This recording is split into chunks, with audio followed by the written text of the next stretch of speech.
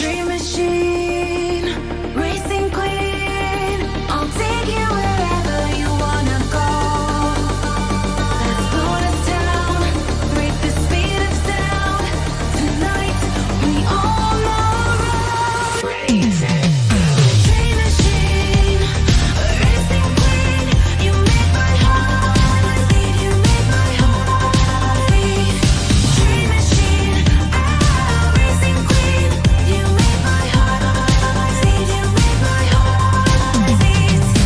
Red light on the highway, blue lights flashing behind me.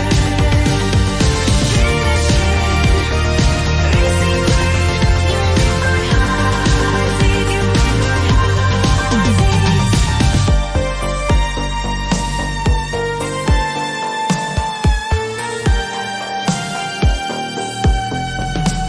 Born to ride, Mustang 65, got that V8 engine with a fuel injection.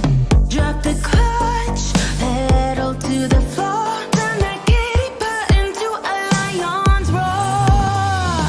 Dream machine, racing queen, I'll take you wherever you wanna go. Let's slow us down, break the speed of sound. Tonight, we all know racing. Dream machine, racing queen, you make my heart beat, you make my heart beat. Dream machine, racing queen, you make my heart beat, you make my heart beat. Red light on the highway, blue lights flashing behind me. Dream machine, racing queen, you make my heart beat, you make my heart beat. Dream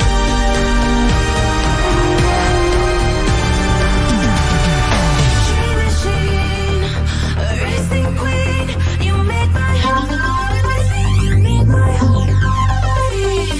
Dream machine, racing queen, you make my heart beat, you make my heart beat. Red light on the highway, blue lights flashing behind me. Dream machine, racing queen, you make my heart beat, you make my heart beat.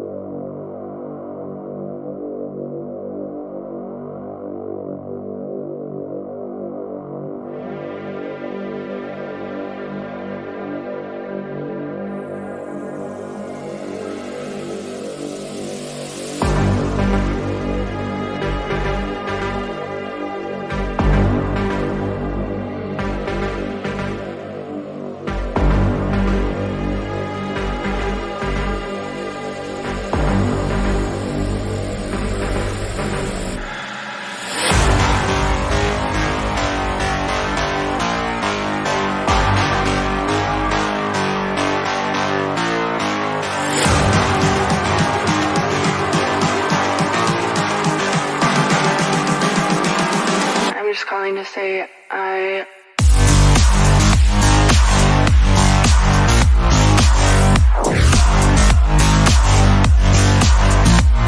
say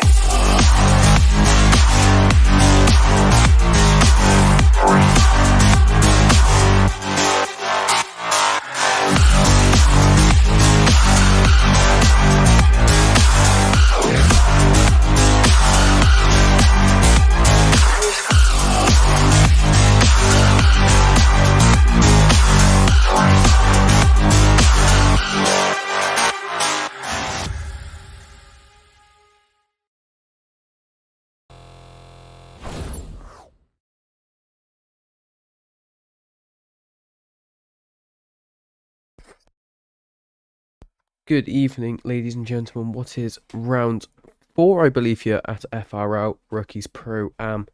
Coach Dave Doughter, Championship Series. Obviously, in the other server, I think it was predicted there was a tiny bit of rain. I think it was only damp, but it does seem in the server as we just go here to qualifying here.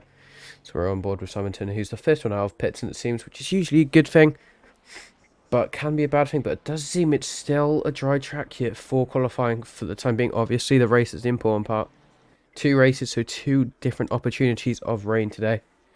Obviously, I wasn't here for last race, so I can't give any previous experiences from last race. I was off.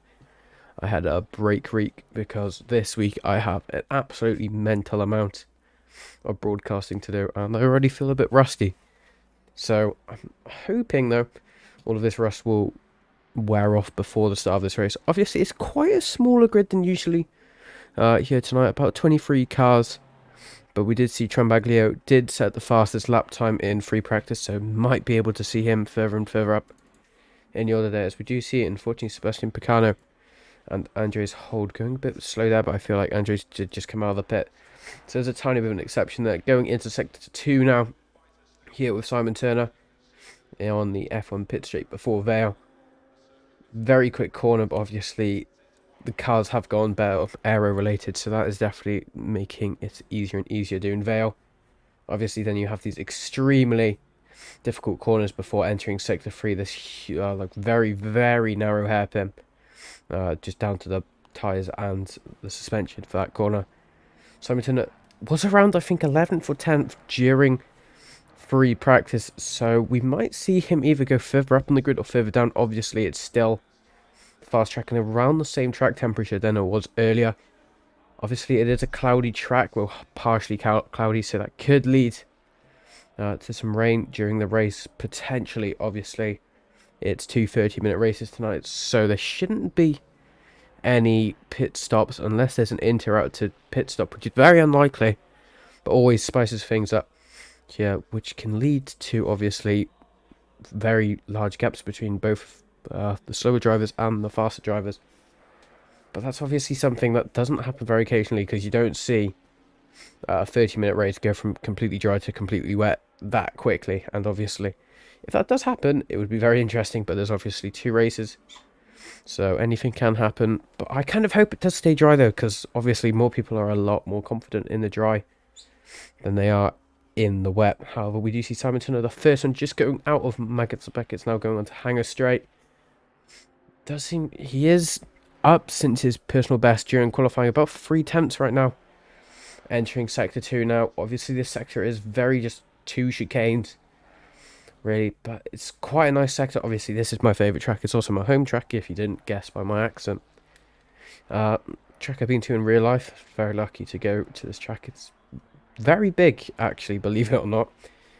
I don't think many people actually have been able to go to Silverstone. Obviously, most of the British people who are into F1 or other related motorsport events probably have been to this track, but I don't think too many people have actually went to many of the British tracks. Obviously, this year I'm hoping to try to do Donington Park and Thruxton, one to meet up with some other commentator friends that I know, and Thruxton to do the BTCC and Formula E or London. I think it's July time that, and I think it's the first day of my summer holidays, so that goes very good. Why did I predict that Adonzo Chout was going to be present during the first race? But obviously, the most loved driver in this series, it seems, Donozo in the Ferrari 296 grey livery. Kind of reminds me of the what car is it? It's the Ferrari 296. Oh, what is it? The Shell Racing livery? Obviously, it's just iconic to have a Ferrari in a red colour, but obviously the transition to the black that you can see on this livery does make it quite a nice livery scheme. So very well done to Esports Wayfalafas. I'm probably battling that name, so I'm very sorry. We have just seen Yaroshenko here in the Ferrari 296 match what was the personal best of the free practice of a 1:59.047 there. So very close to going into the presence of the 58 as we go into the sun set here at the beautiful Silverstone. We did see a very, very good sunset earlier in free practice, and it was very good. I tried to get some screenshots, but I didn't have too much time. So I'll try and post those in the Discord if you're actually interested in them. So it seems though Yaroshenko is improving quite a bit, about 6 tenths here going into the first chicane of Sector 2. This will definitely be easily a 58 mid if he can actually materialise the lap time together. However, we do see though, Corving behind him, not putting too much pressure on him in terms of threatening pole position, but around 2 tenths improvement so far from Sven Corving, who we've seen quite a bit in the iconic Iron Lynx Lamborghini GTE Evo 2. Gosh, there's going to be hopefully a new name for all of these GT3s, because obviously you got the Audi, I think it's the Audi R8 LMS GT3 Evo 2. So that is not really a name of car, that is a short story, in my opinion. So I do hope they make some new models of cars soon, because I feel like they get a bit uncreative now on car names. It's almost like me and trying to make liveries. So we do see now Yaroshenko coming into the final few corners, going through left field, and then Woodcock did seem to go a bit wide there, having a bit of an unsettlement of the car, but still about 7 tenths up on his first best lap time. It's going to put him into a low 58. He gets the time, but carrying a lot of the chicane now, obviously takes it back. Pole position from Simon Turner for a 58.365. Very provisionally there. Ian Thompson right behind him there for 158.9. So all of these drivers starting to make a bit of improvement here. However, we just see Ian Thompson lose 2 positions, as we saw Mark G set provisional P2 here of a 158.8, followed there by Giuseppe Sciotto with a 158.8 as well. So very close between these two drivers. Yaroshenko managing to make about a 5 tenth gap so far between him and P2. So we have to keep an eye out on what happens with these, as we do see FRL boss man himself, James William, just pulling over to the sign there, just to see what he does. Obviously, he is not biased at all, but he is quite a good potential of a driver. I don't think I've seen him race too many times. I think it was my first ever FRL race, was the only time I actually saw James on broadcasting, which was Kai Lamy, I believe. However, Yaroshenko once again improving again, getting closer and closer to the 57 here. Currently about 2.5 tenths up on his personal best lap time. Could definitely see the potential of a 57 here from Yaroshenko, showing quite good potential here. However, we do see Trambaglio trying to fight back to get this pole position, about 1.5 tenths between them both now. Trambaglio set to go faster though, but not too fast so far, as obviously we do see Yaroshenko going on to Hanger Straight now, just off the Blankets and Beckett's. No, that's Chapel Straight, I apologise, going into left field. We also do see Ian Thompson once again, who was on P2 provisionally for about 5 seconds, going a bit wide there, going into the corner of left field, but backs off his lap. Around 5 tenths he was up, and then just lost it all, unfortunately. Something very easy to do. Tramby, a car that we have seen a few times, obviously teammates with Trambaglio, going across the line now to improve significantly from P11 to P6 there of a 158.8. It's quite good improvement there from him. However, we go further back down as well, as we do see Martin Cotterill we saw last race at Indianapolis, the last race that was broadcasted.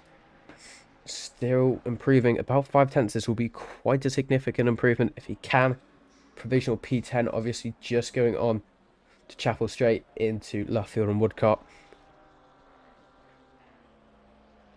7 tenths up now. Obviously, this will put him into the under second range of P1 here. Just going through the hairpin of Luffield. Very tricky corner.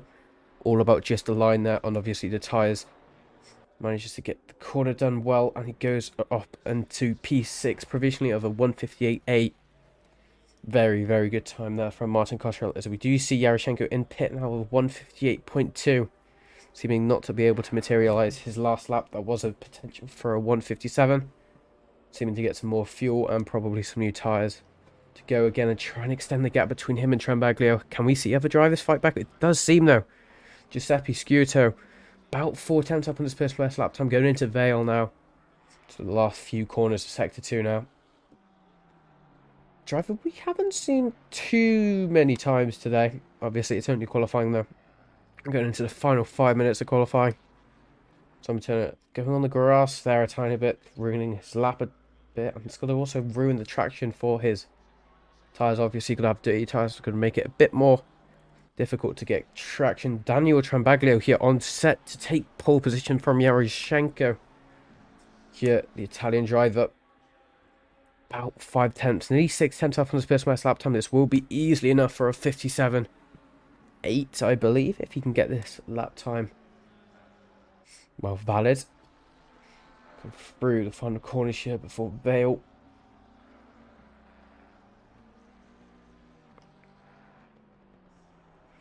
Loses a bit of time though, but manages to try gain a bit on the exit of the hairpin. Going on to Chapel Straight. Obviously still gaining a tiny bit of time, but it's not too much.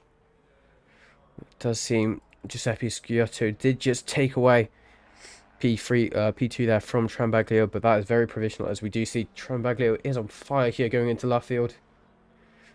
6 tenths up on his personal best lap time. Going on board with him now, just to see if he can actually improve. Tour does seem he is going to improve. Is it going to be enough of pole? Of course it is. It's around a 4 tenths difference between P1 now and P2. So very good lap time there of a 1:57.8 there from Trambaglio.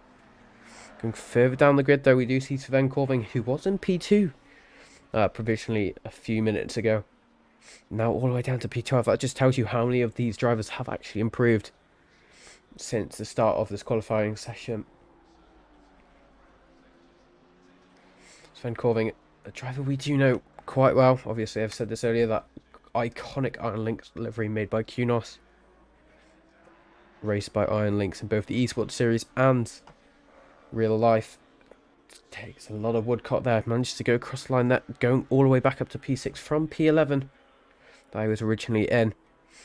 As we go further up once again, we do see Sven Corving improving not too much, as we do see Poulin though going through into the F1 straight before Vale. Currently P5, but 2-ish tenths up on his first best lap time. It seems he lost quite a bit of time though, unfortunately, going into that chicane. Obviously, if you take the sausage curb, it can be lethal, which we have seen in the past. I've actually seen a car in ACC flip because of that chicane. It's well, a little sausage curb on the end of the chicane before Sector 3. Very, very lethal. To just go further down though, Andres Hold. The highest Porsche we do see in the series so far. About a 10th up on his personal best lap time. It will be enough if you can get this done to get provisional P4. If you can just keep about a 10.5 delta.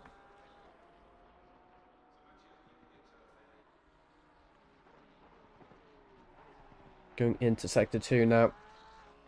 The chicane, obviously, I was talking about earlier. If you go through those sausage curves, they can be very lethal. But you want to try and get as close to them as you possibly can. Just improving. However, we do see Trambaglio is improving. It's very fractional how much he is improving, but we also do see Yaroshenko improving. Again, it's not going to be enough just yet. Obviously, this is going to be the final lap for a few of qualifying. This qualifying session has gone pretty quick so far, which is good to say. Always good when qualifying is nice and close. It does seem a lot of people are in the 58s and 59s. The vast majority of the field here are 59s, 58.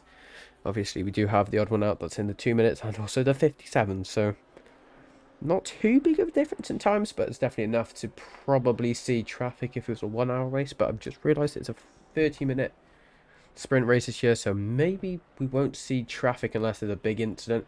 So you see Andres Hold does go very wide there going through Luffield. Unfortunately, he's going to abandon his lap. That was going to be quite a good lap for him. Goes into pit. Donozo though currently in P3. That is going to be very good for all of the Donozo supporters in chat.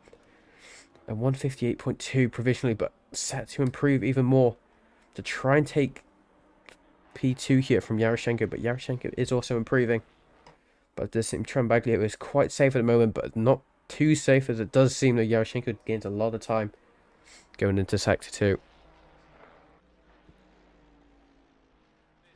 Sven Corving seems just go wide there, just stopping on track.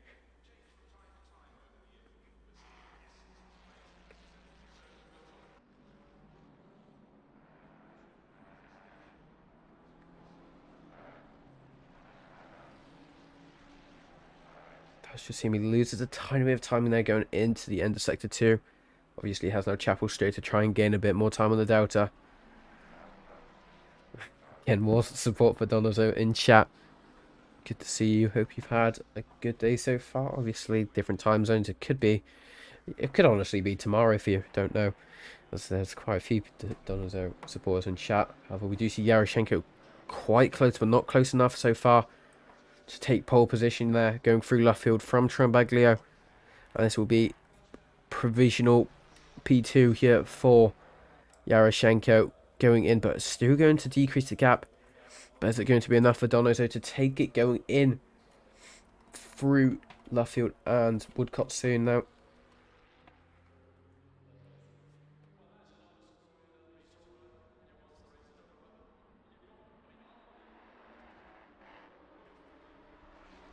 Donozo isn't improving, and it's going to be his place for the time being. Unless one of these cars down in P13 like Canu in the PS2 Racing, Porsche can try it and get 1 second of Delta in about 5 to 6 corners. This might be our top 3, but obviously never say never. Do you see though, Canu is improving quite a bit, about 3.5 tenths so far on his personal best lap time, but is it going to be enough to try and improve? This will probably be enough if he can keep it to just take out of Tramby out of the top 10. Going through left field now, we do see him improving still. Very fractional improvement going through left field. Obviously traction isn't usually the best going through that corner. Obviously it does seem it's getting a bit darker now. 10 PM race time we might see it going into dark a tiny bit. However, we have one more car left to cross the line here. Mark GG, a car who does seem to be a 10th up on his best lap time. This could be enough for P10 to take Tramby out of the top 10. But does seem, unfortunately, he just loses traction there. It's going to be very unfortunate there for Mr. Mark GG. And that's going to be our top 10 so far. As we have a night race and it's raining here at Silverstone. This is where, if you can just hear crew chief there in the background saying, "Watch your braking distance." Obviously, there's people watching this. Hopefully, they already know this. Just going into the timing board now. This is obviously going to be our top, well, 23, I guess you could say. Starting with Trambaglio in P1 in the McLaren 720S Evo. Followed then by Yaroshenko, quite close, but not close enough to try and be difficult for both of them. Obviously, it's a wet race for the entire race. Now, it did say 10 minutes, but it's now the entire 30 minutes of wet. So there's no chance of any strategy to make anyone faster. Then followed by Donozo, a very remarkable P3 there. Obviously, he went from P, I think, 13 to P3. The Ferrari 296, followed by another Ferrari 296 of Giuseppe Sciotto. Followed there by Ian Thompson in the Aston Martin V8 Vantage GT3. Followed by Poulin in the Ferrari 296. Then obviously Sven Corvin, who we did see up in P2. Seemed to lose a few positions, but gain a few back. Going through into, I think it was the last 5 minutes of qualifying that happens. Fortunately lost a few positions there. Tuamain, Hold, Tramby, all, well no, it's just Tuamain and Hold who are both in the Porsche 992 GT3Rs. Do you see? Hello, Mr. John. This has changed again. I'm usually watching you. Mark Tramby and Mark GG, both drivers in the 720S Evo. Further down than they usually are, but that's still quite good. Obviously, qualifying doesn't mean anything too much. Obviously, the race, anything can happen. Incidents, penalties. Obviously, this is a track where penalties are prone to happen. Obviously, you've got Corps, a very difficult track. Corner and Maggots and Packets, where you can easily cut and get a penalty. So we do see, could have to, I was waffling a bit too much. It does seem now every driver is here. Obviously it's a 10 PM race, but it does seem it went from 9:52 it's still being light to 10:02 and now it's pitch black, so don't know what's really happened there, but that's just ACC being ACC. Obviously we have the luxury of having rain. Our racing has to wait another month or two, I think it is, until our racing rain becomes a thing. And that's when commentary for iRacing will be very hectic, I reckon, because no one's going to know how to drive in rain. iRacing drivers are used to mud and dry tarmac. Not hating on iRacing, I'm just not the biggest fan of it, I'll be honest.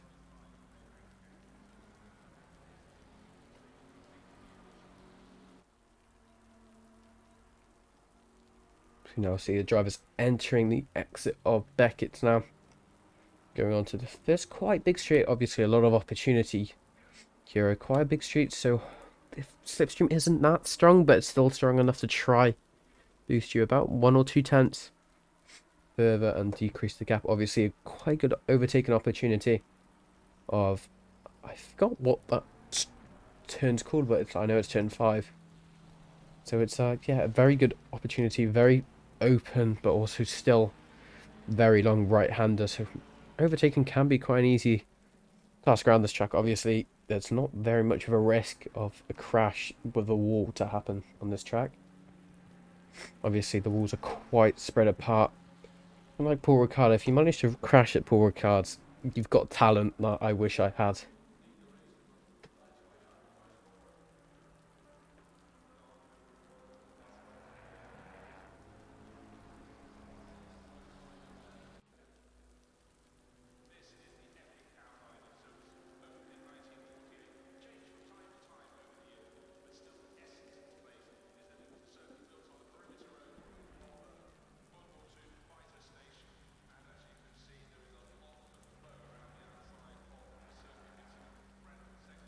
Obviously we still got few corners left before the start of this race.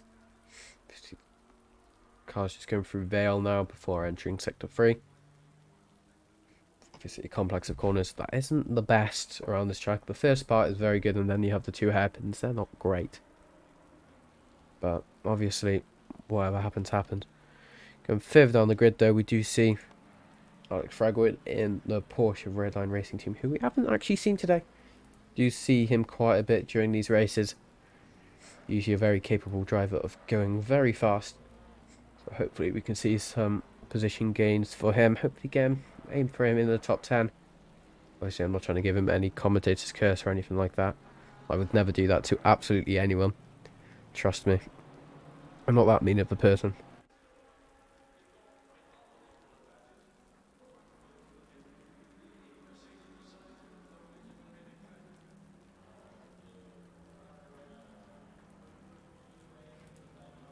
You see, that formation that ACC tries to provide for the start of these races has absolutely gone through the window here, as we're seeing about 4 wide back there.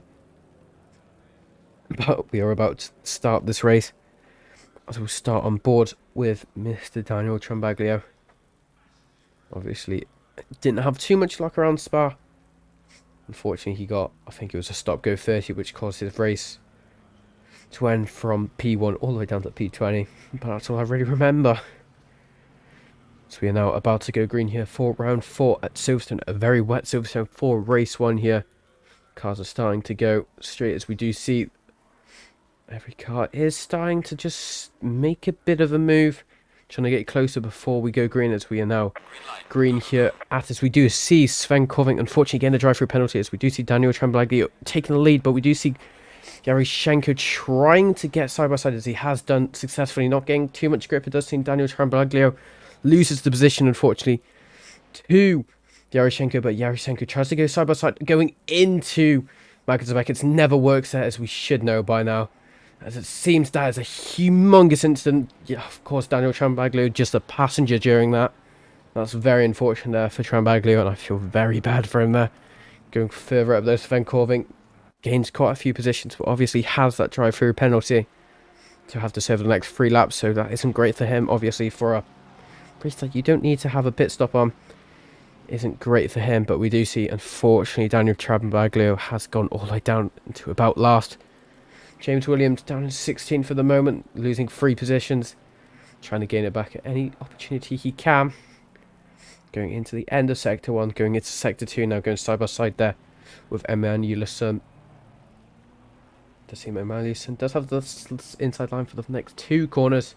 The next 3 corners going into Vale.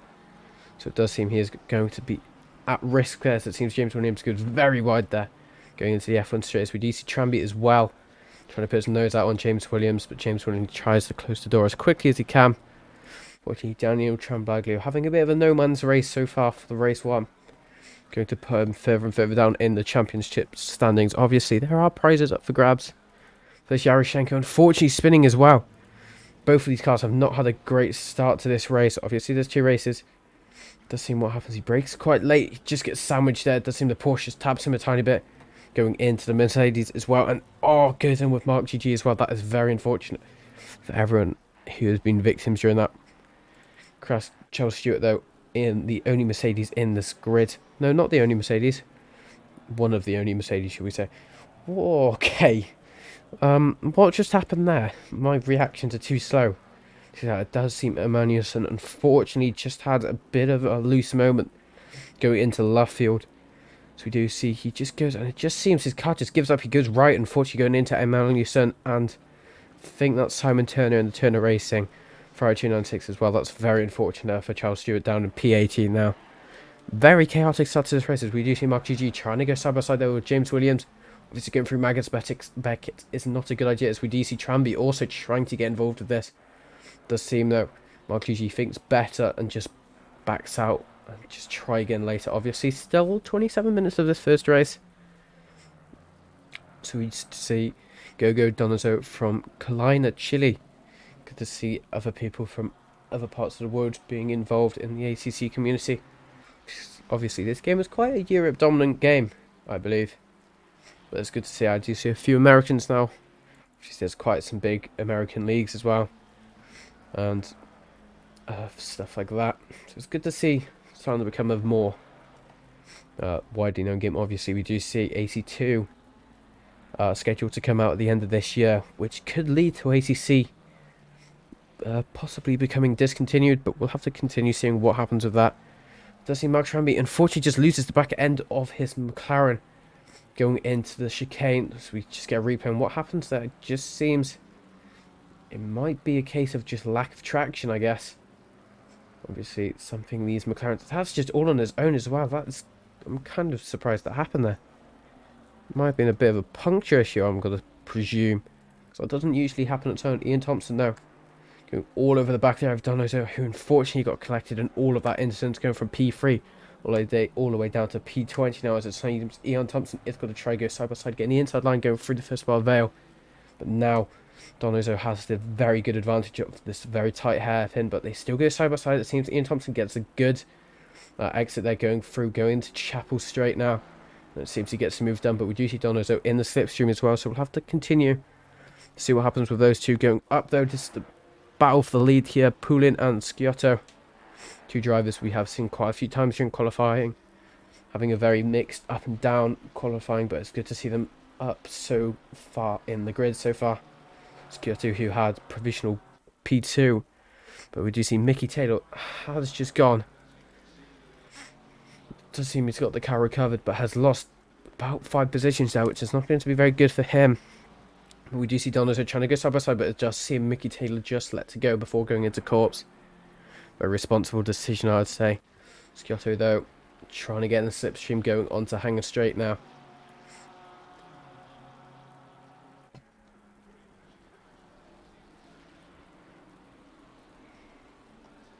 Seems he's losing some time there to Poulin here. This is obviously for the lead. We also do see some traffic in the background already going into the third lap of this race. We do see the McLaren does go on the grass there to try and let the players go, and it does seem they do. The drivers have managed to get past successfully the first round of traffic, which is not promising in the first 6 minutes. Corving scheduled to have to do his pit stop this lap, so we'll see a downfall in Corving's position to the next lap or so. Andre Scott and now trying to look for a move on the outside and the inside now of Martin Cotter. Tassim has the inside line here going into the corner. He does just dive bomb it, managed to material the move there, but it seems Martin is not safe yet. So he's now under pressure there from Andreas Hold and Chuamena. The two Porsches, that does seem he's starting to get away a bit. Obviously the slipstream's got to help him quite a bit from Scotto there. It does seem it's quite a strong slipstream between both of them. We're going to see some retaliation here after losing the position, as it does seem You see Martin Cotterill just braking a bit later there, but it's not going to be enough so far to try and think of getting a move done. But it does seem for the time being he is just going to stay behind Scotland, and we'll have to continue seeing what happens between these two, because it's quite an interesting battle to see so early on. But we do see Giuseppe again getting closer there to Poulin. Obviously Poulin is to the fastest lap of the race of a 208.0. However, we do see Scotland with his last lap of a 209.4, so very big pace difference here. But it does seem Poulin has started to lose a bit of pace here between these two, which has caused Poulin to catch up, well, lose time and get Scotland to catch up, as well as we do see Mercedes as well going a bit wide in the background. But it does seem he gets the car sorted and back on track. However, we do see Corving, who has just came out pit lane after serving his drive-through penalty, down to P17, so lost about 15 positions, unfortunately for him. Just continue seeing what happens with these two. Obviously, the Lamborghini very good on the brakes, which is good around tracks, and especially on a wet track as well. But a lower top-end speed between these two, as we do see now. It seems Ian Thompson is trying to make a move. Who is that, actually? Doesn't seem anyone's giving me any info, but that does seem to be Donoso trying to get these positions that he unfortunately lost earlier, going very late, going into turn 5 now. He does get the move done. Is there going to be retaliation there from Corving? At the moment, it doesn't seem so, but we'll have to continue seeing. It does seem Donoso does try to go for a move there, and Charles Stewart doesn't seem to work just yet for him.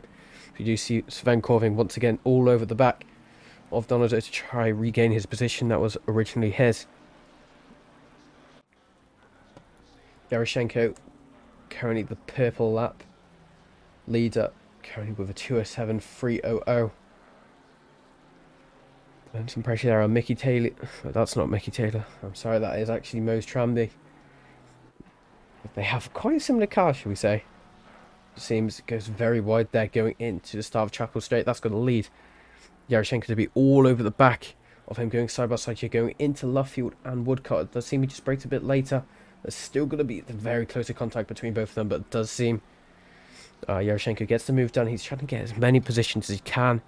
Obviously, he had a position, a bit of an incident between him and Trambaglio, who's currently in P22. Very unfortunate for him, but it does seem Yaroshenko is starting to materialise a tiny bit in positions. But we'll just have to see what happens with these two, because obviously in the past we have seen they have quite a big rivalry between each other.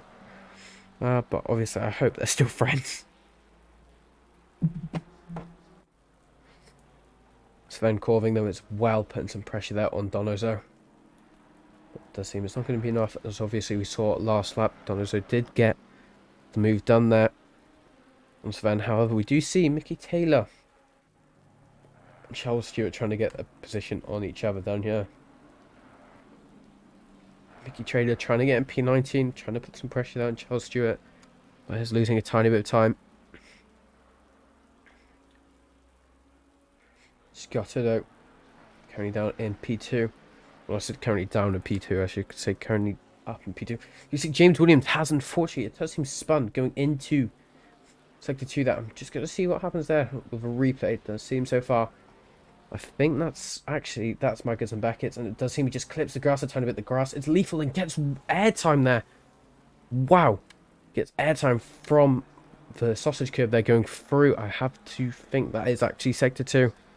That's going to be very unfortunate there for James Williams, going from, I think it's P8, P6 from number 2, all the way down to P13 now. Very unfortunate for him. However, Yaroshenko is trying to go side by side here with the Porsche of, I want to say that's Alex Fragerwood. Mark GG is not to be in sight here.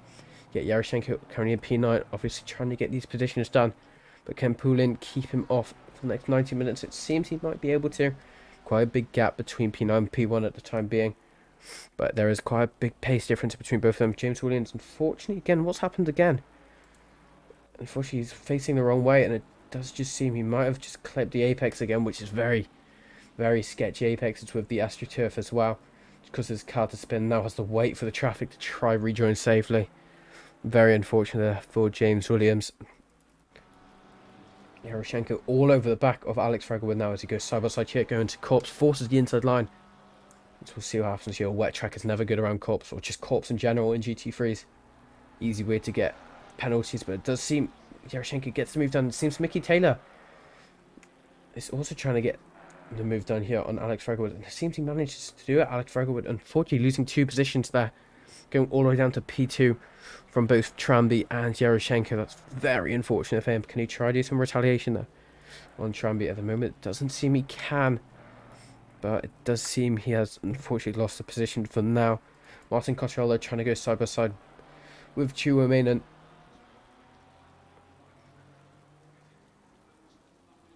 Doesn't seem to work though, unfortunately for him. Just loses enough. Doesn't lose a position yet. But he's obviously trying to get P5, top 5. Very reasonable goal to try set yourself. Able to Giuseppe Sciotto all over the back of Poulin now. This has been a battle for the lead. We have just seen Ian Thompson has snatched fastest lap time here over 206.4, which is about a second quicker than the original purple lap time here. So quite a big margin in pace difference. Obviously, we saw free practice and qualifying both dry, so it's definitely a bit of a new condition for the drivers to try and adapt to without any practice. We have just seen it. Vicano doesn't have any lights on. That's interesting. So Picano doesn't have any lights on and he hasn't got a penalty for it yet. Because if I'm not wrong, the penalty for driving without lights on, isn't it like a 180-second penalty? It's very harsh. But I'm confused if his lights are on or if it's just like a graphical bug. That came aware from Kunosh here. This is a tiny bit of time, but Giuseppe once again all over the back of Poulin here. I think these guys are going to be on it for both race 1 and race 2. Obviously, this is lucky for these true drivers at the moment because they don't usually go in P1 and P2 after qualifying. I think it's P5 and P6. Obviously, there was a bit of an incident at the start of the race that you might have seen.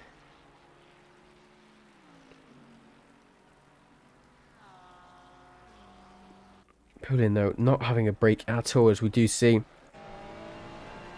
It just seems though he does have the better lines going through start of sector 2, but we do see Giuseppe looking for a move going into the chicane of sector 2 before the F1 start finish straight.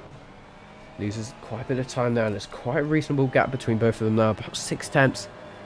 So we'll just continue seeing what happens between these two as we go further back in the grid. Sven Corving, who was up into P3 at one point, but unfortunately had a drive-through penalty for placement of his car at the start of the race on grid. Currently now battling with Donozo. These two cars have been around 5/10 for quite a while between these two. Seems he's lost quite a bit of time there going into turn 5. We do see Emulerson. And then I'm starting to get better at saying with Mamtaz here going into Vale.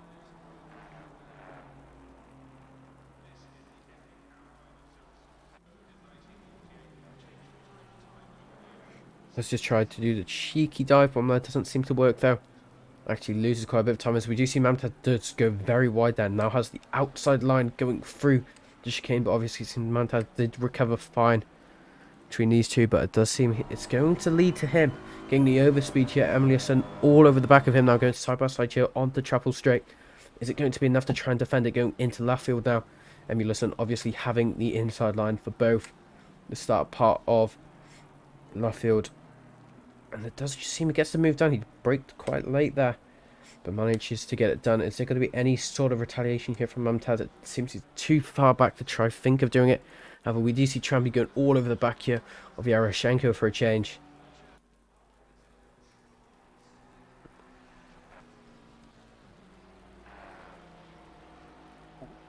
Actually, Yaroshenko has just actually gone up into P8. It seems I was just watching a replay on my other monitor.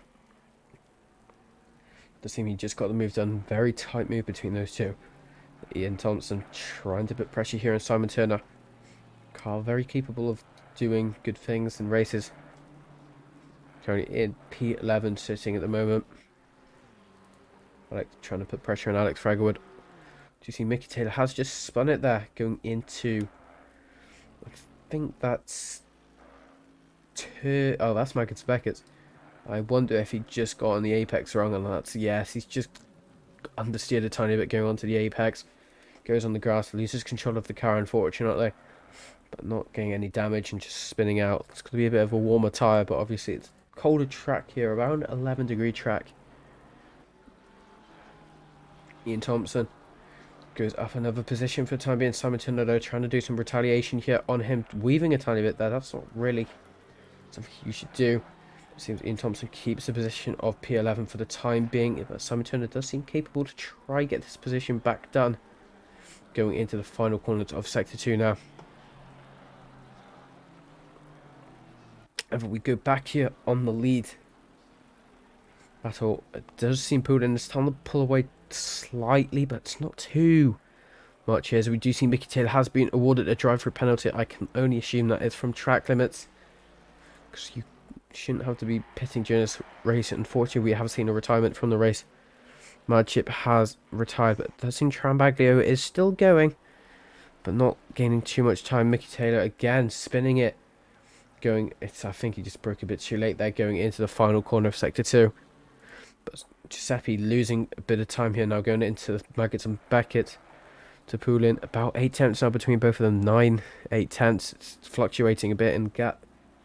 But does seem Poulin is starting to put his head down and trying to get the lap times faster. Obviously, we do see Ian Thompson and Yaroshenko putting a bit of threat here, but there's only 12 minutes left, so I think they're eliminated at the moment from pressure there on Poulin.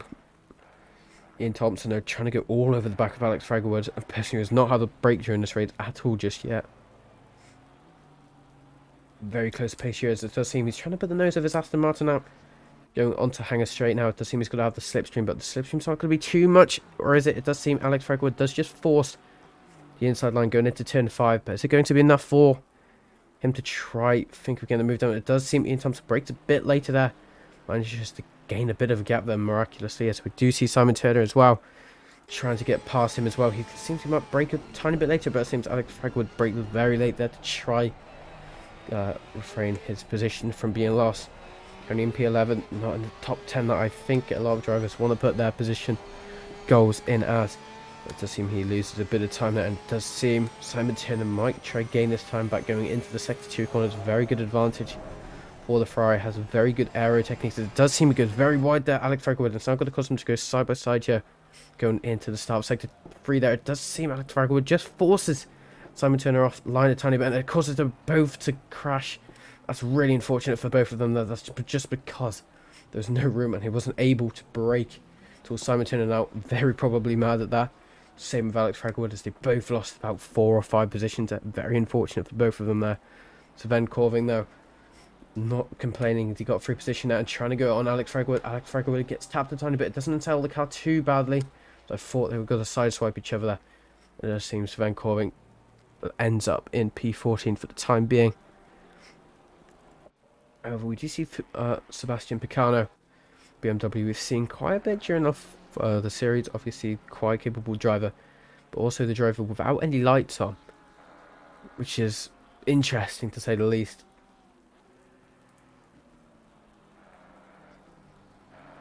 Pressure there on Martin Cotterer, so obviously you can see. However, we do see Sven Corvin going side by side here with Mumtaz. Mumtaz goes a bit wide there going into Corpse, but it does seem he refrains from his position being lost just yet. However, we do see Alex Fragwood trying to get involved with this as well. Obviously not a great idea to try to go side by side in maggots, let alone in the rain. So good to see they managed to back out there and try to refrain from causing an incident, because obviously if you lose 10th or 2 from backing out, it's better than losing 2 or 5 positions from unfortunate crash and getting damage there. As it does seem Sven is going to try go side by side here going through turn 5. So it does seem these camera angles are starting to get a bit bad. It seems Sven doesn't manage to get the position done. However, it does seem Mamtaz does go very wide there going into the end of turn 5. Obviously has the inside line going into the chicane. It does seem though Sven Corving obviously has the better brakes in that Lamborghini. It does just get the move done though. Under braking there on Mamtaz in a very good position, and Bauer between both of those.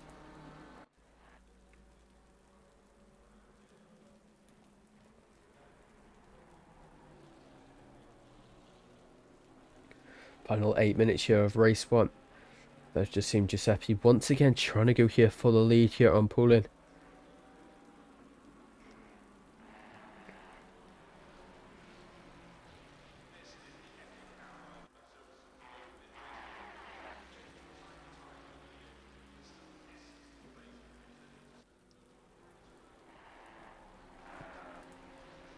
Let's see, he's got to be able to gain enough time to try. Think of this as we have just seen Daniel Trambaglio take the fastest lap of the session down in P22. Unfortunately, last it seems.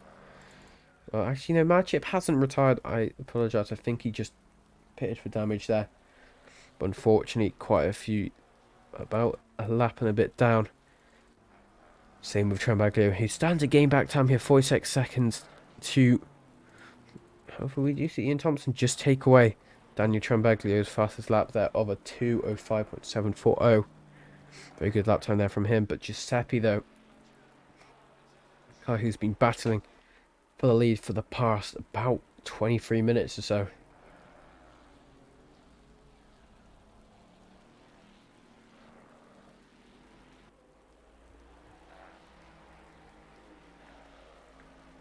We do just see him losing a tiny bit of time. It's not too much time to try and think of just no move to happen. But these two have been battling it for quite the time. Does seem Giuseppe is going to try go for it and look for a move there. Going into the end of sector 2. Doesn't seem to work. Loses more time than he would have wanted to. And now he goes back into this circle of doom that he's been in for quite some time. Gains a lot of time. Tries to go for a bit of a move. Loses time. And it just seems like that is a constant circle at the moment of what happens. But obviously as the time starts to decrease, obviously we have 6 minutes left of this race now. The drivers will start to become more and more impatient, which leads to a more interesting move, shall we say, to become present. And especially if it's for the lead, anything can be on the line here. You definitely want P1 more than P2. You could say that with any position, but Ian Thompson, though, driver who still has the purple lap, only resetting his purple lap time about a lap or so ago. Battling once again with Tramby here. So Ian Thompson got involved with the little incident. Well, not a little incident, it was quite a big incident. Start of this race, as I keep going on about. Just to give context between what happened and why the faster drivers are a bit further down in the grid.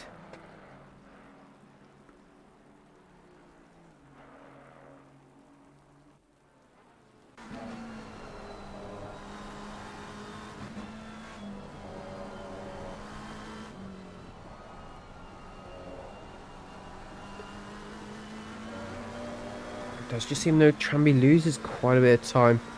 Doesn't lose, gains quite a bit of time there from Ian Thompson, who obviously isn't currently in the slipstream, but is gaining quite a bit of time there. Going through Anchor Street, dive bombs it there, and it does seem he just goes very wide there, and it causes him to spin. Causes both cars to spin there with very light contact between both of them, but that's going to cause both of them to spin out, and it does seem Ian Thompson's going to lose a position or two here. Not going to be very good for him, just getting a bit impatient as we do see Rosson as well. Car, unfortunately, spun out there going into Woodcote there, but manages to recover it, loses a position or so. Unfortunate for him there, as we do see though Giuseppe starting to gain more time here and pulling into the last 4 minutes of this race. This is where we'll see the lap times that start to increase but also can decrease. Tyres are at the worst performances they have been during the entire race, but obviously the cars do get lighter because you're burning off all that fuel.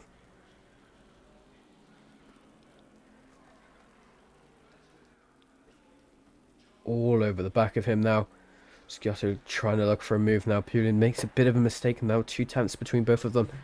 Poulin essentially wants to try and make this gap bigger as soon as he can. Obviously now he has about 3 big straights to try get as close as he can. Obviously start finish straight, and now the straight before Marcus Beckett, and obviously you also have hanger straight as well. It does seem it's going to go side by side. Is he going to go side by side going into Marcus Beckett? But it does seem Poulin has unfortunately been given the drive through on the last 4 minutes of this race, but it does seem Sciotto does get the move done on Poulin, which is very unfortunate for Poulin, as he now has to try and serve his drive through. And the same with Mamtaz.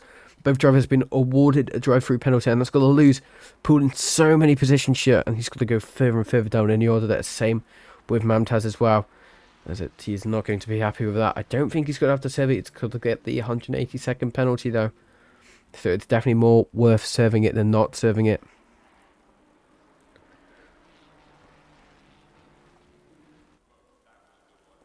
Doing born on Donozo though, he was all the way up in P3, but unfortunately getting involved with a little collision a few laps ago, putting him down into about P19 or so. But now starting to make a bit of a recovery here. P12, about 2 or so laps left of this race. You see Scotto starting to make a bit of a gap for himself here in the Team SPX Ferrari 296 Racing. However, we do see Simon Turner trying to go side by side here with Alex Fragwood, trying to put some pressure here, going into Hanger Straight before turn 5. Does seem Alex Fragwood does seem to take the right line through there, has the inside line of that very, very wide right-hander, and does seem, no, Simon Turner did lose a bit of time going very wide there. That does seem, obviously, still has about a lap or so to try, put pressure here on Alex Fragwood. But we also do see Mamtaz as well. But Mamtaz is less of a priority here for Simon Turner, because if he gets by, obviously, he still has that drive-through penalty to serve.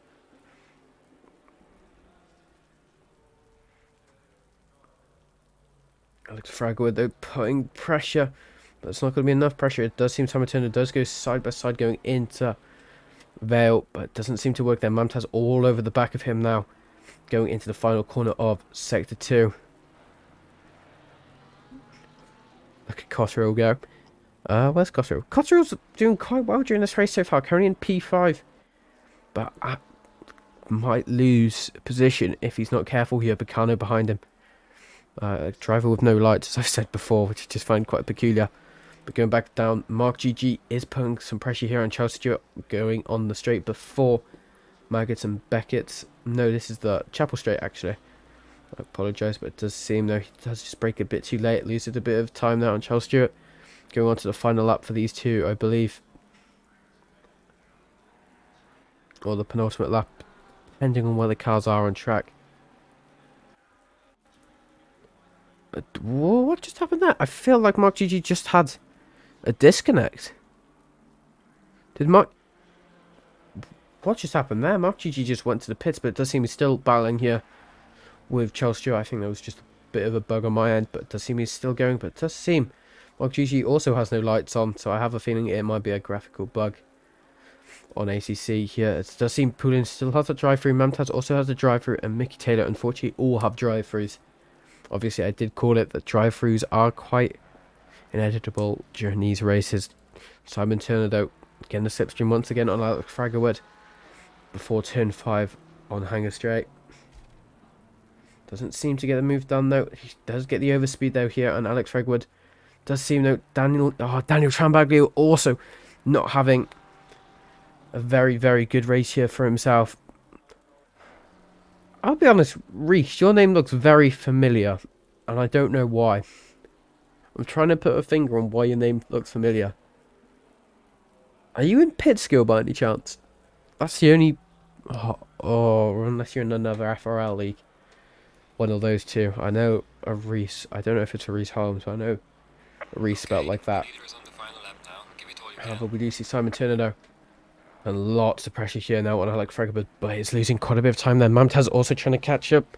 Obviously, as we just heard there, Poulin is now on his final lap here, but Poulin obviously has that drive-through penalty, so all Giuseppe has to do is just stay behind within, well, 180 seconds or so period between them both. As we do see Simon Turner now going side by side here, going into turn 5, but it does seem Alex Fragwood does have the outside lines, so that's not going to affect him too badly, it seems now.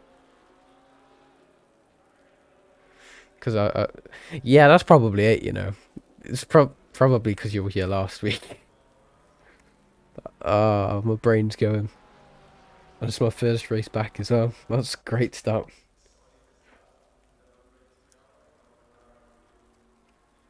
Gosh, hello. Still in P5, but seems he is still around the 9/10 radius to Picano in P6, but it does seem Simon Turner is going to start getting a bit impatient here, trying to get this position done and dusted in the final lap. This is where we'll start to see Simon Turner possibly become a bit more impatient here. It does seem he is trying to take his time a tiny bit.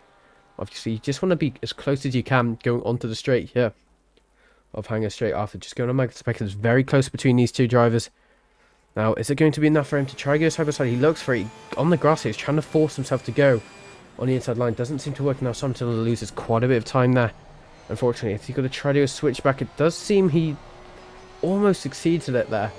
Loses a bit of traction there on the exit and loses a tiny bit of time here. This is where we'll start to see the braking zones for Simon Turner decrease, as we have just seen there. It doesn't seem Alex Fraggerwood is under the most amount of pressure. They have a bit of a bump there, but it does seem that has improved Alex Fraggerwood's exit there compared to Simon Turner, as they're both still on track here, but it does seem the gap has increased quite significantly between both of them. But we do see the leader has finished the race, but it's not going to be enough for him to stay in top, as we do see Simon Turner all over the back of him now, trying to go for a bit of a juke move there. This is again very rough racing here, as it does seem he's just going to go for an inside move.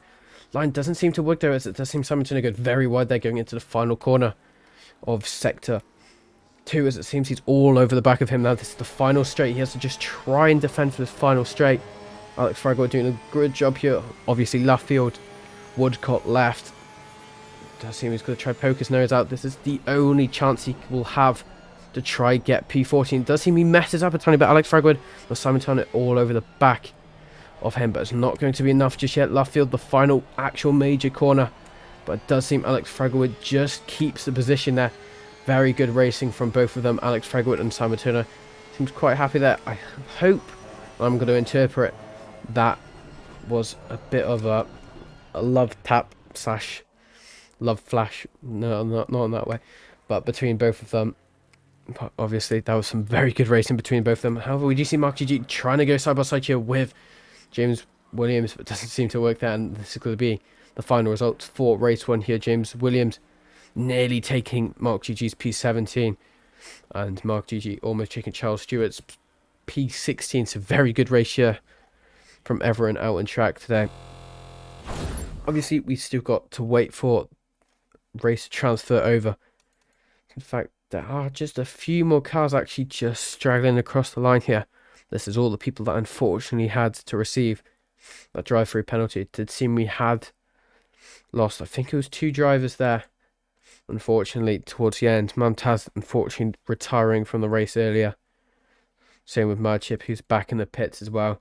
We did see a return from Madchip, but it doesn't seem he's going to finish and find the checkered flag there. But that was a very good race 1, in my opinion. There's quite a bit of quite a few incidents, but very good racing as well. I don't usually see good racing when it comes to wet weather racing, because obviously not many people are used to racing in the wet weather.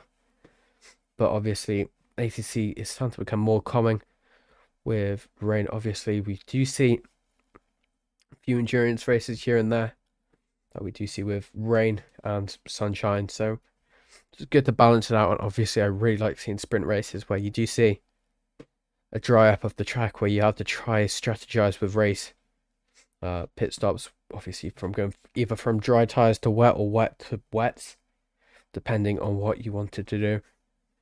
So now just waiting for the server to transfer over. It seems it's taken a bit of time to do so. Yeah, I feel like it's a bit of max wait time here, as it does seem the session has just ended, and we'll do see the server transfer over as soon as we can. We'll wait for that. I've got to quickly take a drink.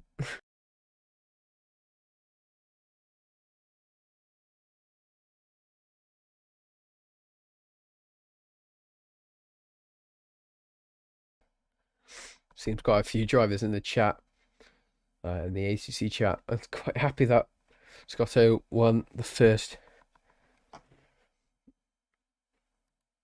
race, but we do see it's going to be another wet ratio, which is good to see, but it's lighter rain, shall we say. It's not as intense as we did see a heavier rain towards the start. Obviously another full formation lap to try get those tyres as warm as you can on an 11-degree track. Obviously wet as well, so that's got to cool the tyres down as well. But hopefully we can see some good racing, and hopefully some luck here for Daniel Trimbaglio, who unfortunately didn't have the greatest start to his first race.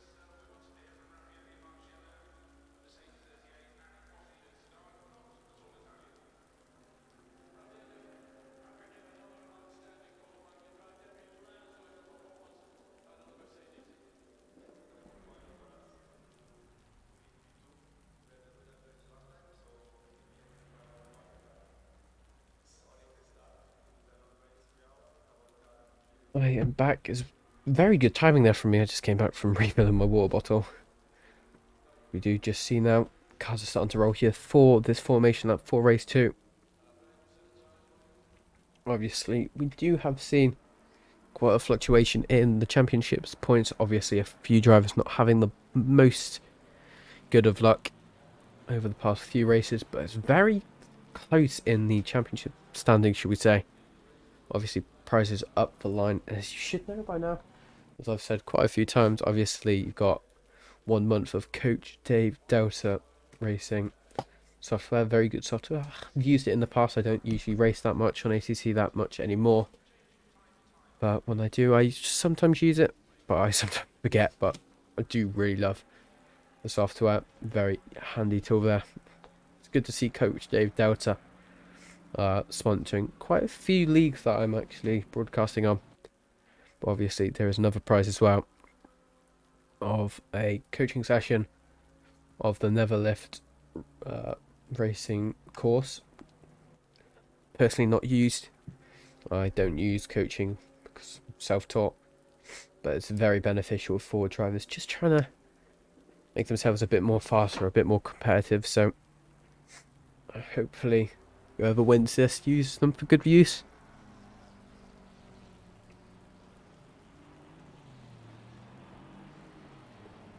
See, coming up in the next few months, I've had some quite good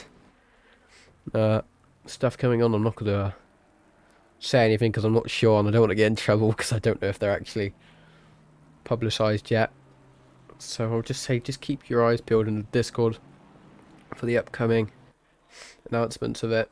I'm probably sure they probably are announced, but I'm not going to risk it. But I'll just go into Sector 2 now.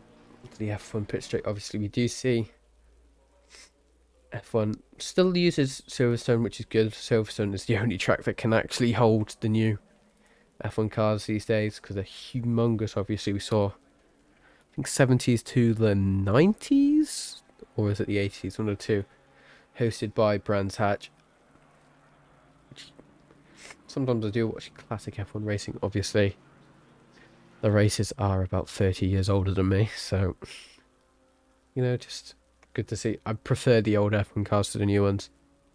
I feel like a lot of people also do. Obviously, I like the new F1 cars, but obviously, I think the 2022 onward cars, I think they look a bit too futuristic, and I feel like they won't age too well.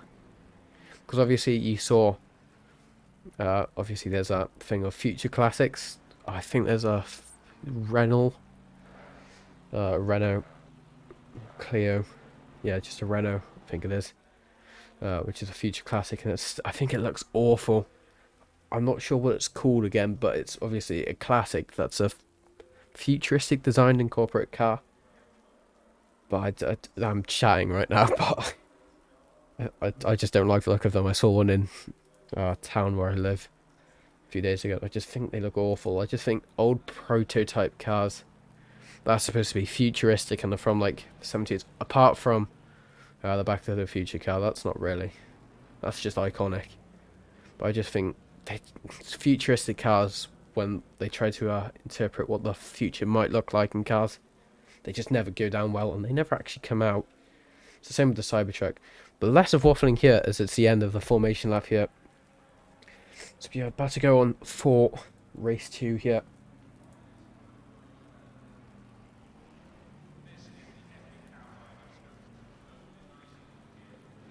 30-minute race here. Race 2 for the round 4 here at Silverstone. 2 30-minute sprint races.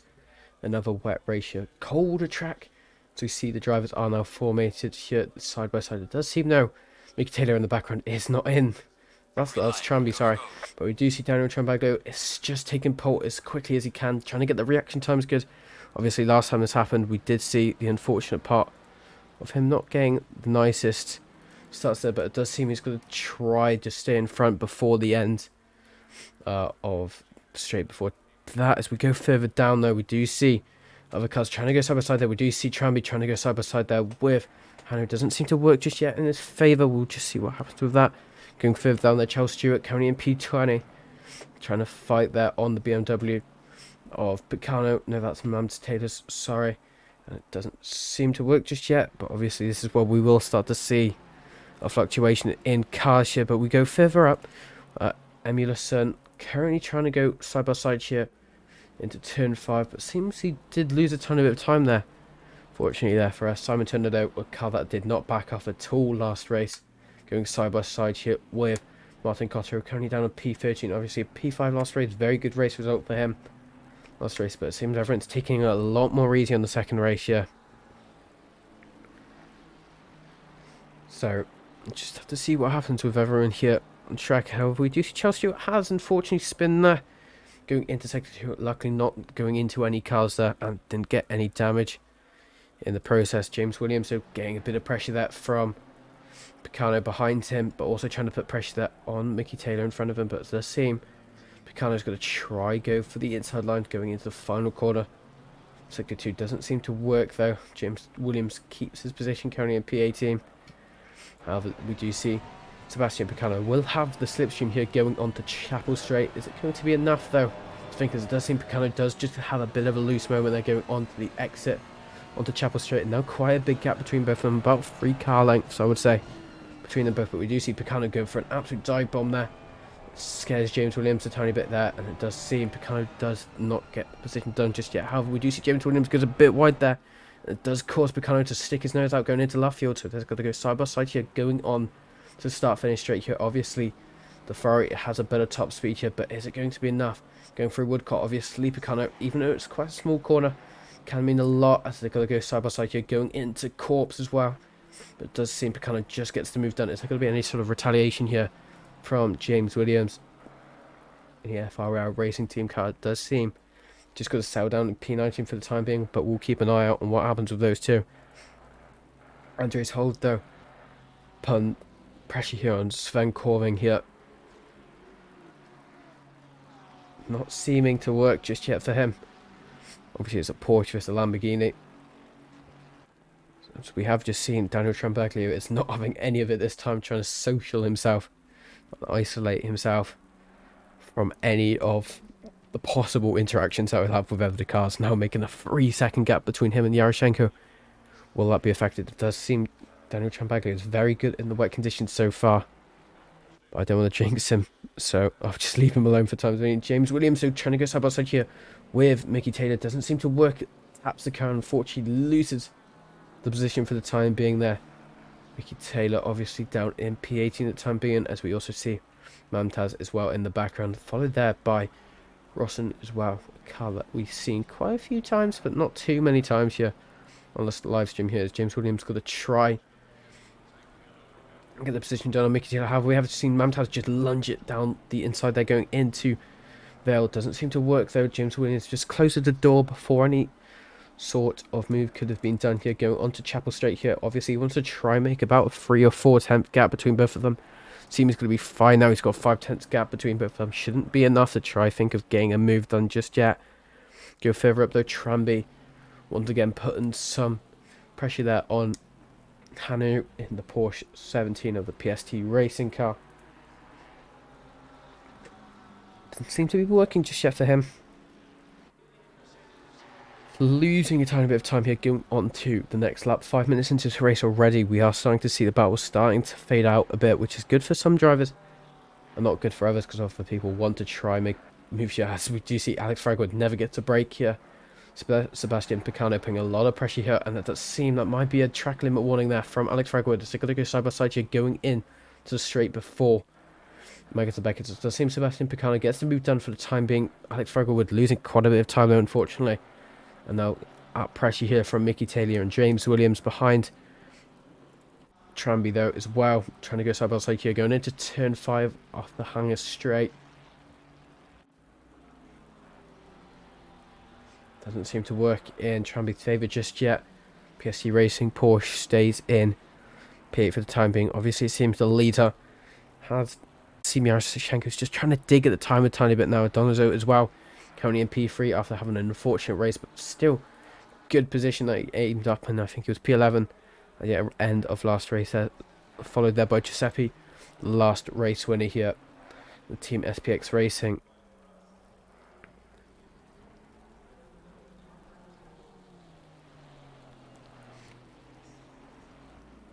Martin Cotterill down on P13, looking to lose a position though. From Emulison behind, but also trying to put some pressure once again on Simonton. Doesn't seem to work yet.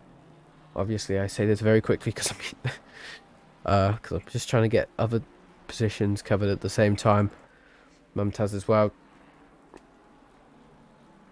All over the back there of James Williams there. This could be where the position might happen here. Going on to Chapel Street. Does seem he loses a bit of time there, unfortunately, for him. And he won't be able to try think of a move, even though he did quite a late dive bomb last lap to try gain some time there on James Williams. But it does seem he goes very wide there going into left field. But James Williams keeps his position for the time being. Going further up there, would you see Giuseppe and the Team SPX Racing once again trying to put pressure here on Donoso track. I think they're both very experienced at that, and I'm glad they both just stayed away from trying to go side by side here at Maggots. It's difficult corner to go side by side with, and not very forgiving if you get it wrong.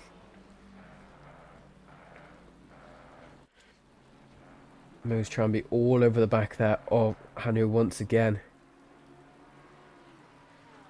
Does seem though Mo's trying to be does have the overspeed compared to both of them. It does seem he has the benefit of the inside line here going into turn 5. So we'll just have to see what happens between these two as we go on board. The helicopter here, it does seem he loses a bit of time there. Tramby is now at pressure here from Mark GG as well, who unfortunately didn't have the greatest of last races. But James Williams once again, closest battle on track between him and Mickey Taylor. It does seem he's going to have the slipstream here. He does break a bit later. Actually goes into the back of Mickey Taylor there, unfortunately. It doesn't seem it's going to leave any sort of grief there for Mickey Taylor, and he's stayed in his position. However, he has lost quite a bit of time there.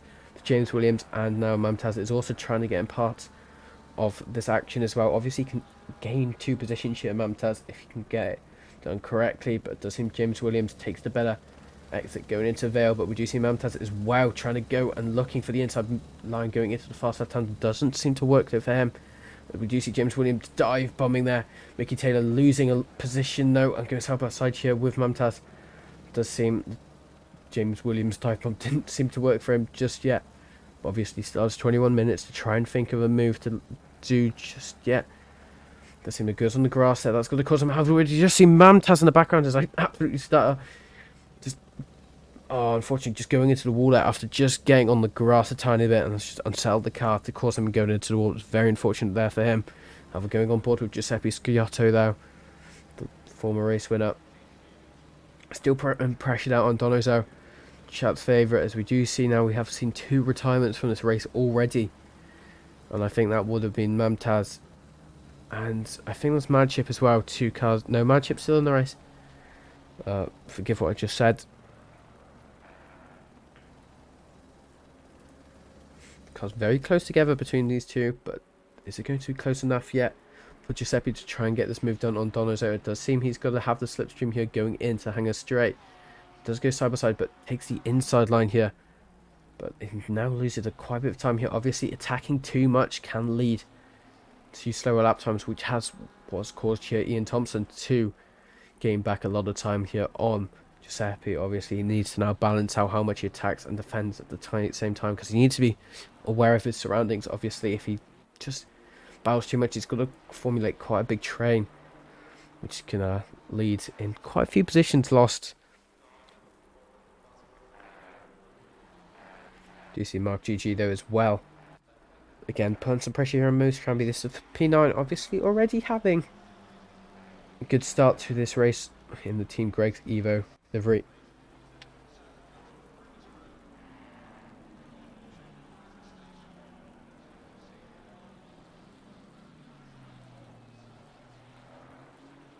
Same though, it's just got to settle down at P10 for the time being, but we go further up.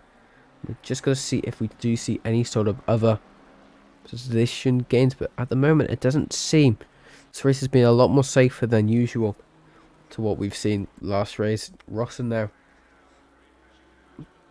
pressing Charles Stewart, who we did see quite far up in the order. However, we have just seen Mose Tramby. That is very unfortunate. It seems to just be on to left field there. Just, I guess he just clipped the grass a tiny bit. No, he just goes very, very fast there, going way too fast, unfortunately. Going too wide there, going into left field, and now ends up on the grass, but loses about 2 positions. Quite an immense amount of time there between both of them. Further up though, Giuseppe. Can we see quite a few times during this race. Putting pressure here on Donizio.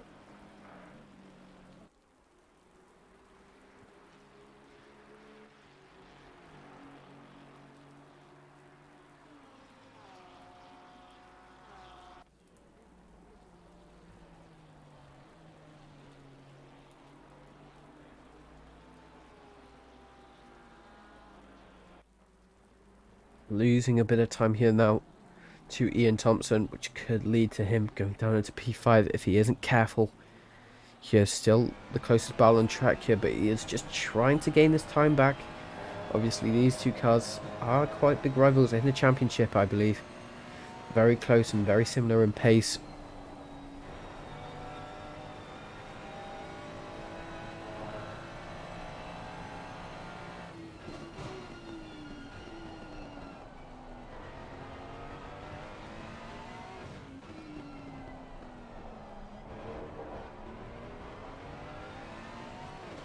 Going on to Chapel Straight now. This is where you want to try give and maintain quite a big gap between you and your opponent.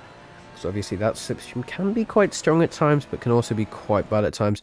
And we do see Mickey Taylor going side by side here with Picano. Is Picano got to get the move done, or is Mickey Taylor got to keep his position? It does seem Picano just has the good and the benefit of the inside line. As we do see James Williams also trying to go through here, going through, and it does seem he loses the position there. Mickey Taylor, unfortunately, now down into P19. James Williams up into P18, and Picano stays and maintains his position in P17. However, he's trying to put some pressure there on Alex Fregwood. It seems he goes very wide there, almost gets hit there, but from behind there from James Williams. Does seem this has got to stop being very rowdy here, as we do see Alex Fregwood trying to just get any sort of clean air he can here between these three. Very similar pace between these three drivers. However, we have just seen a bit of a crash here between these two drivers. We'll get a replay on what's happened here. Does seem going down Chapel Straight here before Luffield on Woodcote. Does seem though Russell just goes very, very late on the brakes here, unfortunately colliding with the back of the Mercedes of Charles Stewart, leading them both to spin. Does seem Russell does just wait though and gives back the position. However, we do see Picano once again goes side by side here with Fregwood. It does seem Fregwood gets it done just before Muckensbeck. It's a very brave and bold move to do it there. But Picano is up and now needs to try build as much of a gap as he can going into this position. However, we do see another rowdy position here going down. James Williams and Alex Fregwood. Oh, it just seems James Williams just threads the needle a tiny bit to try and get the inside line, as he has done. Going up into P17 for the time being. Alex Fregwood losing 2 positions there in half a lap. However, it might be free here. Mickey Taylor looking all over the back here of Alex Fregwood in the Redline Racing Team Porsche 992. Getting a bit loose there going into the first part of the chicane. Does seem he doesn't lose too much time though. Mickey Taylor all over the back there, and it does seem he loses a lot of time there going into fast right hander. Now going side by side here before going into the Vale. F1 straight. Is it going to be enough for Mickey Taylor to get past? It seems to seem gets past just fine. That obviously having the inside line does help a lot going through that, and Alex Fregwood all the way down to P19 in just 3/4 of a lap. Do you see most trying to be going side by side here with Simon Turner? Simon Turner seems to let the position go for the time being. If that was just, I think that might have been intentional. You don't want to lose too much, as we see Martin Cottrell unfortunately spinning there. So going on the straight, it does seem he just goes on the AstroTurbo thing that we saw what's his name again? In the BMW, I apologise if I said your name wrong. Doing the same thing, unfortunately, and down into P90 now. That's going to be another position for those three that were battling earlier here. So try gain those positions back as quickly as he can now. Let's go into the final half of this race. Ian Thompson trying to put pressure here on Giuseppe. So no, loses a bit of time now, as we do see though Giuseppe going side by side here with Donizio. This was expected to happen for the last 15 minutes or so, but it seems Donizio has the inside line going into turn 5 So we do see that Donato maintains position 3 for the time being, but we do see Giuseppe getting quite a good exit here going into turn 5. But is it going to be enough, though? Obviously, it does seem Donato does just keep the door shut there, keeping the inside line there going into turn 6 and 7. It does seem now they are attacking quite a bit, which has caused them all to just bunch up a tiny bit. As my software just crashed. ACC race control just crashed for me. I just had a heart attack because it said there was a red flag on track. It's like, what just happened there? But it seems everything managed to self-recover there. So it seems it's trying to be once again in the grass going into the first chicane of Sector 2. And it seems he might have just gone wide on the apex. Obviously, the apex are very deadly during the race. The wet race especially, not so much in the dry. Sometimes you can take the apex quite well. The cars will tolerate them, but in the wet, they don't tolerate them as much. Very slippery. Ian Thompson in the middle of this train now. Obviously, this train spans about 8-9 cars, but it's quite spaced out between all of these. But it does seem Ian Thompson is the closest between him and Andreas Hold. But also needs to be careful of the Porsche, the PST Racing behind him as well. Going into the final 30 minutes of this race, we have lost quite a few of these gaps here. It seems everyone's starting to settle in for the last 30 minutes. Trying to put your head down. Just try to do consistent laps. Might catch up with the car ahead, or you just want to try stay out of trouble. Obviously, it's better to lose 1 or 2 positions than lose a front wing or a back of your car from a crash. That's my motto anyway. Other people have different racing preferences, but that's always mine. I'm quite a safe driver. Dono's over best driver from... Are you guys being paid or something for this? Because I feel like now you're getting paid to say all of this. How much is he paying you? Admit it. Donoso, obviously Chat's favourite from the past. I think it's been 4 races now. Good to see so much support for him. Best driver from Colina. Colina, I think, being a place in Chile. If my geography facts are right, and if I just scroll up chat a bit, I am right. Oh, easy enough. As we do see, Andres Holt does just go for a bit of a lunge here. So we do see Scotland, the highest Mercedes in order, unfortunately gets a drive through penalty on the final 11 minutes of race 2 here. We do just see Ian Thompson's now trying to creep up in this battle as well, but we do see Sven just trying to not get a drive through like he did, unfortunately, last race, which put him down further and further down in the championship. But obviously, every point counts. So if you can just stay in P4, very good position as you can.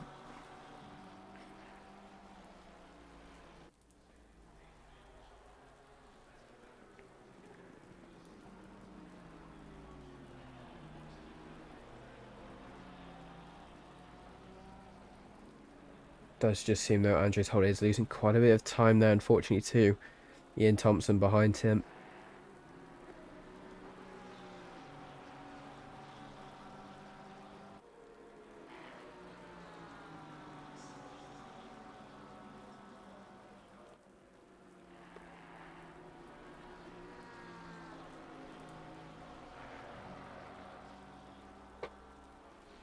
Colina 1.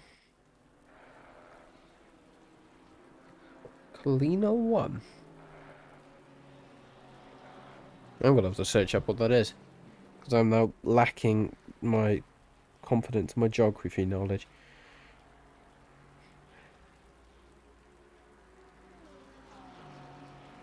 Colina 1.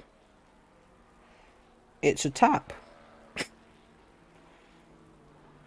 Colina 1. I'm presuming it's an esports team, but that wouldn't make sense. He's currently representing another team. Ian Thompson, though, still putting a lot of pressure here on Andres Holt, but it does seem he nearly maintains a side-by-side there going into the first chicane of Sector 2.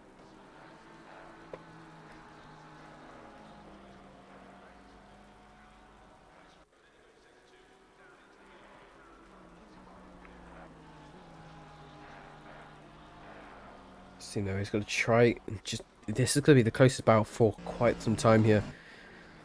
Does just seem that Andres Holt is just trying anything he can to just stay in front of Andres for the time being, as we also do see 2 other cars behind as well.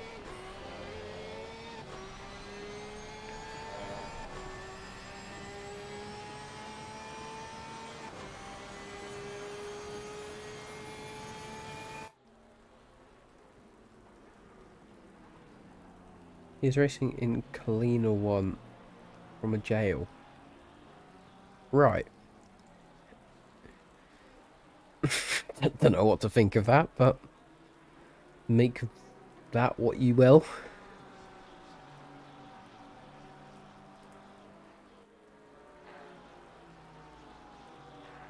I know Chumainen getting closer, but still not close enough to try get a move done on Ian Thompson. Obviously, he is starting to lose quite a bit of time now because he is battling quite a bit with Andres Holt. So this might become a bigger train than it was. Andrew Scott in a car further down in the order at the moment. Starting to battle here with Mickey Taylor for P16. Italian versus the Brit. The Brit goes very wide there. Is that going to be a track cut for him? It possibly will be, but hasn't been rewarded a drive-through penalty.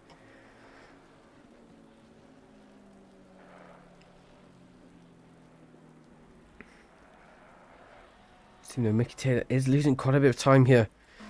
This is all going to be down to Hanger Straight now. Is he going to have enough time to try think of getting a move done here? As we can see just by the difference between the border of the wing here, we can see how much time he did actually gain from the slipstream, but it didn't seem to gain too much there. Scotton, obviously the highest ranging Mercedes at the moment, was further up, but unfortunately got a drive-through penalty. Mickey Taylor goes very wide there, which causes very, very alarming here. Going side by side here.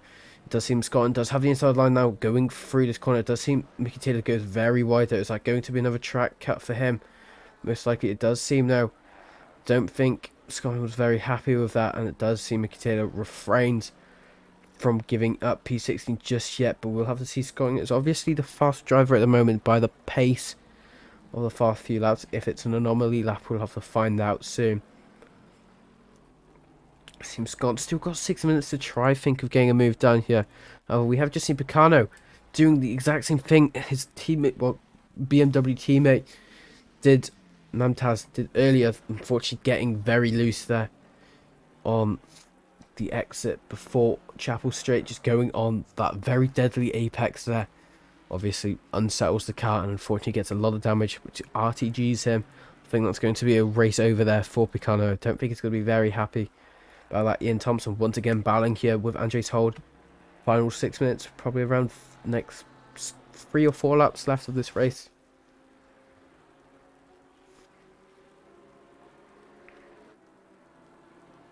Ian Thompson all over the back here of Andres Holt. Is it going to be enough though? It doesn't seem it's going to be enough. However, he's going to try force it going through that position. It does seem Ian Thompson just goes very wide, almost side swamping Andres Holt there.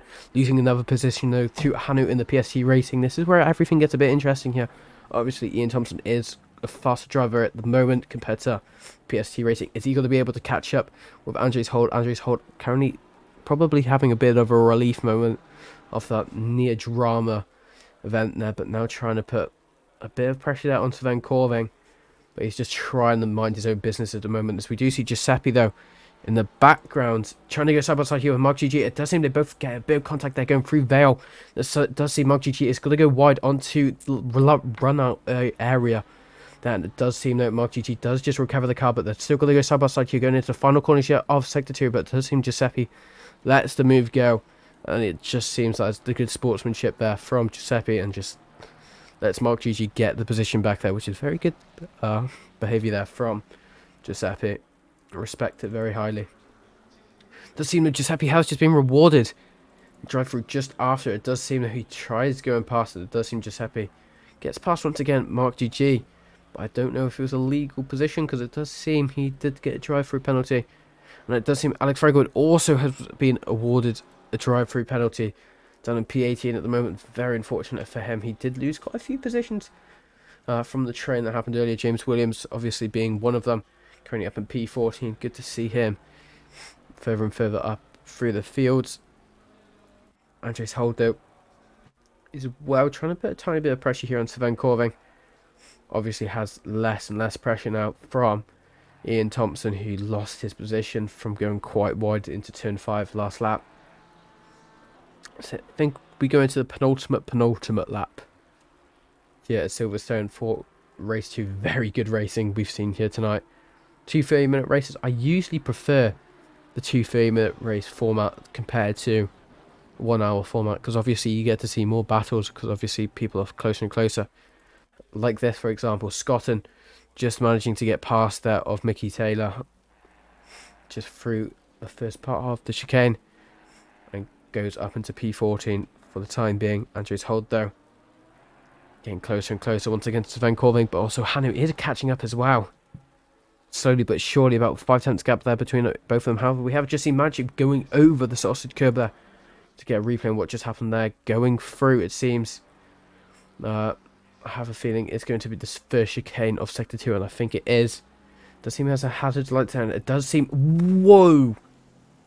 Wow, so what happened there was just basically he got clipped on the grass there, and it's going to cause him a lot of damage there, most likely on the suspension, if it was aimed on the wheel.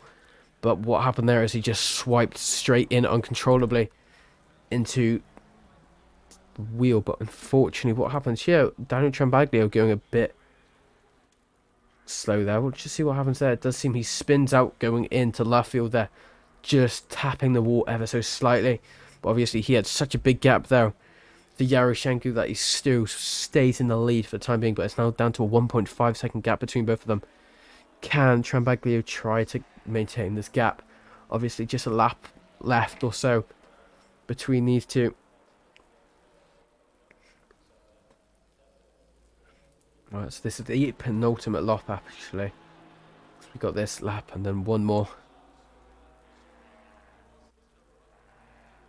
I think Andres Holdo is losing a tiny bit of time there. Sven, the Ian Thompson all over the back of Hanley there, trying to get this move done as quickly as he can. It does seem it's going to go side by side already, going into the end of Maggots and Beckett here. It does seem it's going to go side by side just before the end of Hanger Strike.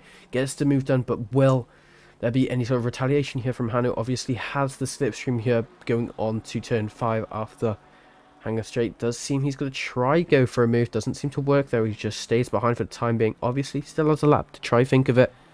Laps here quite big. Obviously a lot of opportunity.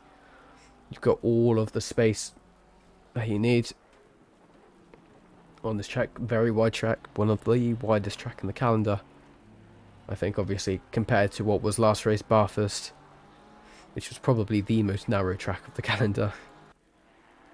Albert Rosson, though, getting closer to Charles Stewart. Does he know Charles Stewart is letting him go? Or is he? These two drivers battling it out for P18 here.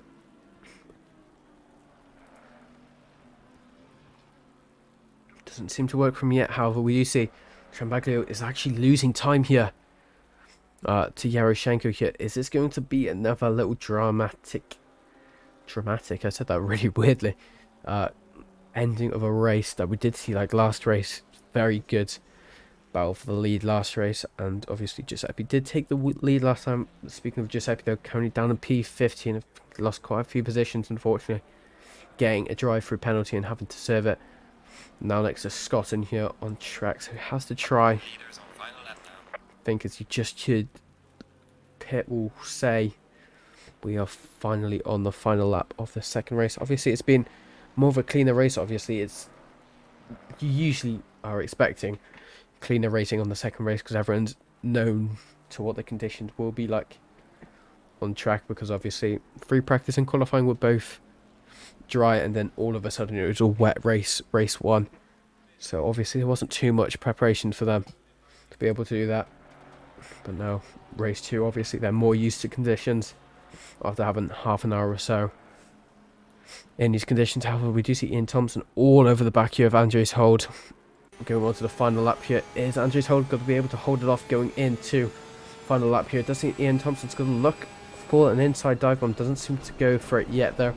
The door was open there from Andreas Holden. It does seem Ian Thompson loses a lot of time there, brakes very late, going for a wide line, almost loses the car, but just keeps it in.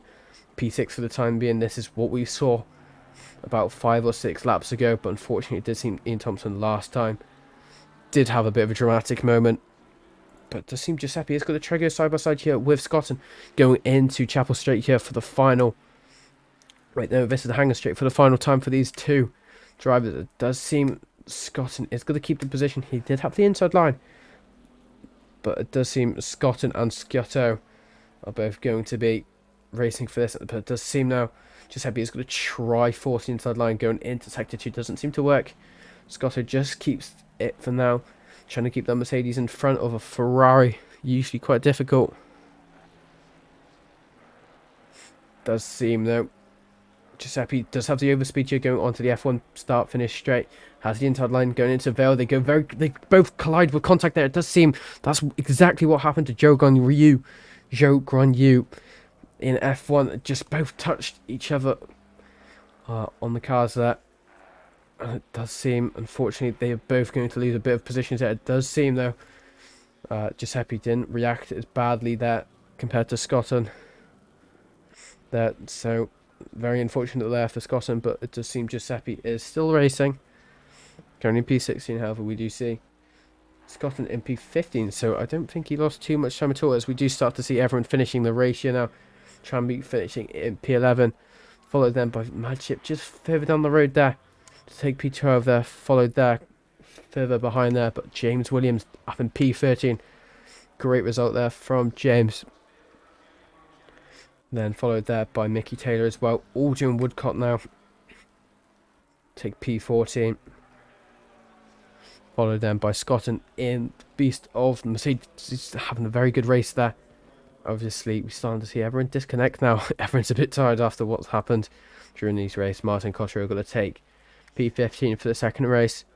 Followed then by Charles Stewart as well. Just further behind. Just going into Woodcott now. Then also followed there by Rawson and Alex Fragerwood. He was actually only just going on to the Hanger Straight. The Chapel Straight, sorry. Now, Rawson currently in pit. Not going to finish this race, unfortunately, I don't think. Or has he finished? I don't think he has finished. Unfortunate there for Rawson there. Madship saying GG everyone. Very good race from you, Madship, on the second race. Very unfortunate for what happened there on the first race for you. But good comeback from the second race. Alex Fragerwood, unfortunately, not having the best second races for him. Start to see everyone disconnect now. See very damaged Alex Fragerwood's car there as he finally comes across the line.